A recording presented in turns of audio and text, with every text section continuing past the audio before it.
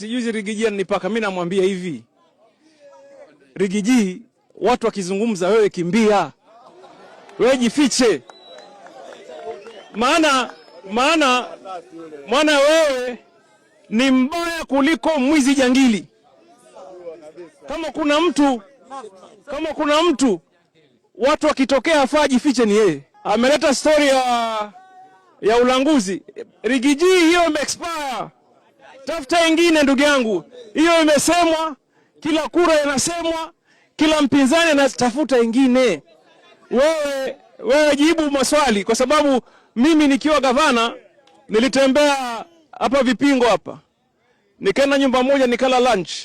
Hiyo nyumba hapo Vipingo ilikuwa inakaliwa na ndugu yake gavana marehemu. Sasa hii nyumba hiyo imekuwa ya Rigiji. Ile swali anafaa tujibu, ilitokaje kutoka kwa ndugu yake ikawa